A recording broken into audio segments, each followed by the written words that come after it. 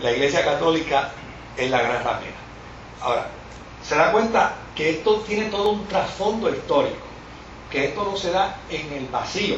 Claro, ¿cuál es la concepción, cuál es la interpretación que estos grupos tienen con respecto a ello? Déjenme ver si en estos 3 minutos que me quedan yo se lo puedo explicar. Por ejemplo,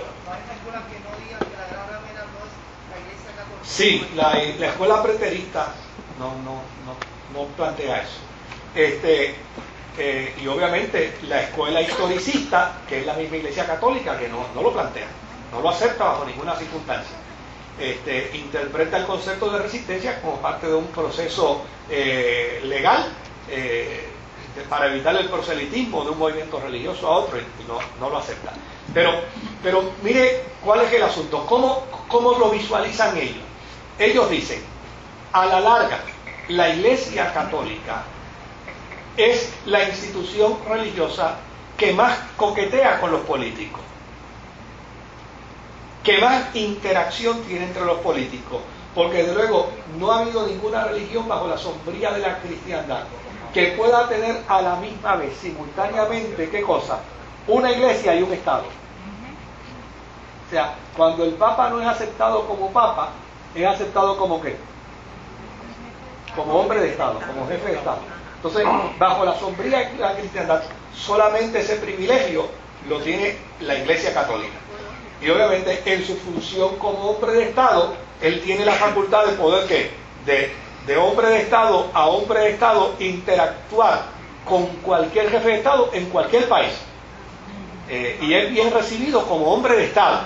De hecho, cuando el Papa fue a Rusia, no se dio toda la suntuosidad religiosa, pero fue recibido.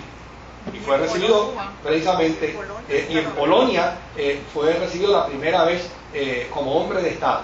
En Cuba fue recibido como hombre de Estado, no fue recibido como Papa de la Iglesia.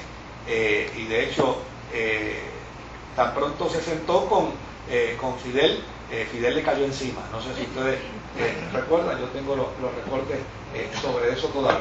Entonces, pero fíjense qué interesante, que los que piensan de esa manera dicen, la Iglesia Católica es la iglesia que va a producir la viabilización ¿de qué?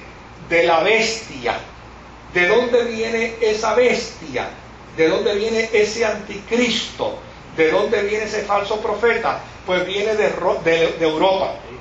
Entonces, fíjense qué dato interesante, que países que en el pasado ya eran comunistas y ateos, hoy en día han entrado a vínculos ¿qué? A vínculos religiosos. Por ejemplo, Polonia, que fue un país comunista y ateo, hoy en día es ¿qué?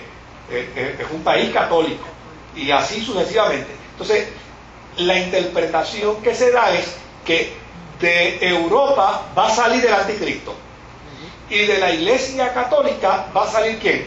El falso profeta. Y la bestia va a ser entonces ¿qué cosa? Va a ser la religión católica, que va a viabilizarle el paso al anticristo a través del falso profeta. No sé si me estoy haciendo entender. Se supone que entiende que es el Papa, ¿verdad? Sí, desde luego, el falso profeta entonces sería el Papa, en este caso. El falso profeta sería el Papa. No, el anticristo no se sabe quién es, porque el anticristo es un hombre político. El anticristo es un hombre político a quien el falso profeta le hace el trabajo, según estas escuelas. Y obviamente la bestia, en este sentido, que es todo el sistema religioso, obviamente le viabiliza. Pero ¿qué argumento tienen estas escuelas? Dicen, pero según la profecía dice que llegará un momento donde el anticristo se rebelará contra el falso profeta y contra la bestia. Entonces, el mal se autodestruirá. Desde luego, en el Imperio Romano sucedió. En la interpretación escatológica de las escuelas dispensacionalistas está por verse. Pero en el Imperio Romano sucedió. O sea, el Imperio Romano finalmente entra en polémica con la Iglesia, con el catolicismo. pero al Sí. principio tú usando el anticristo, tú usando Ah, la no. religión para tener el poder de Desde luego. una estrategia que tiene el anticristo para... Pues desde luego, pues esa parte es la que yo estoy diciendo que se cumplió. ¿Ve? La que ahora se postula desde el punto de vista escatológico, dispensacionalista, pues esa está por verse. Pero lo que es interesante es, obviamente, y en Puerto Rico el representante más fuerte de eso que es Julio Rivas, ¿no?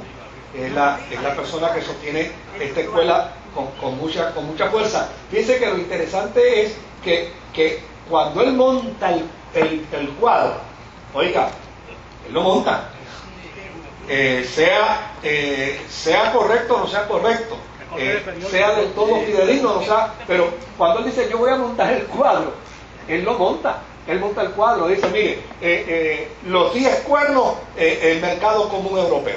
Este que está ahora va a ser, pero ya luego no será, porque se eliminará. Y entonces viene con los reportes periodísticos, lo que ya se está peleando y demás. Entonces, por el otro lado, dice, la Iglesia Católica está haciendo una invasión nuevamente a estos países de Europa Central.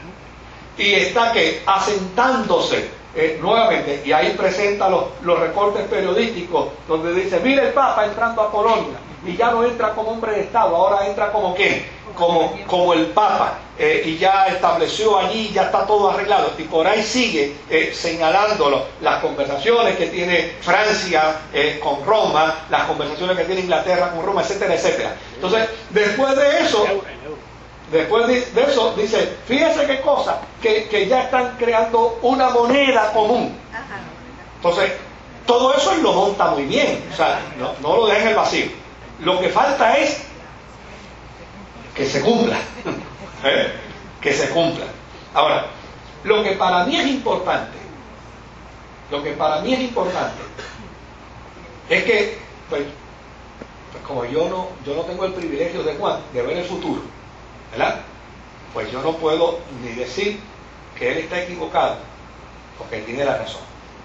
Yo lo que puedo decir es que como un intérprete apocalíptico de las escuelas dispensacionalistas, pues él tiene unos argumentos que los monta y los presenta. Y desde luego, yo tengo que decirle a ustedes que lleva el mismo tiempo que yo de televisión. Yo creo que los 2 programas más viejos que hay en Puerto Rico de televisión es Respuesta y ese programa, Momentos Proféticos. Pero esos A él fue que yo escuché decir eso de ¿Ah? esos argumentos que presenta, ¿usted cree que son válidos? No, yo no estoy diciendo que sean válidos, pero tampoco estoy diciendo que no son válidos. Bueno, sí que Sí. O sea, yo lo que estoy diciendo es que él monta, que él monta muy bien toda su interpretación. Y cuando la monta, dice, ahí está, y se la presenta y dice, mira, ahí está todo el cuadro. Desde luego. Que yo concurra o no concurra, esos son otros 20 pesos, ¿ves? Porque, perdona un momentito, porque lo que yo estoy tratando aquí básicamente es procurando explicar cada una de las escuelas.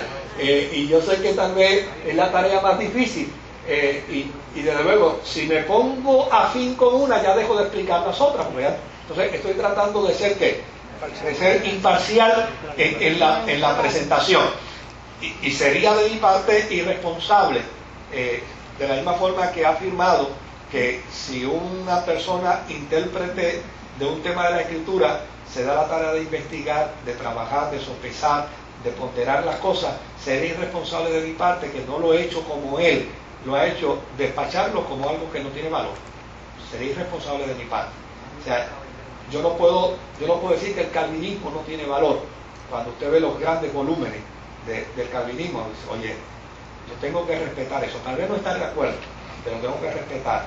De igual manera el arminianismo. Cuando yo veo todos los volúmenes de documentación teológica, digo, bueno, yo tengo que respetar. Pero cuando yo escucho a Rivas, puede ser que yo no concurra con él en un montón de cosas. Pero el que yo no concurra con él en un montón de cosas, como él sabe que yo no concurro con él, pues no quita el que yo pueda decir que en el campo de su interpretación escatológica, él monta todo el cuadro. Bueno, asusta que se deja asustar. A mí no me asusta. Sí. ¿Qué tenemos que hacer? Bueno,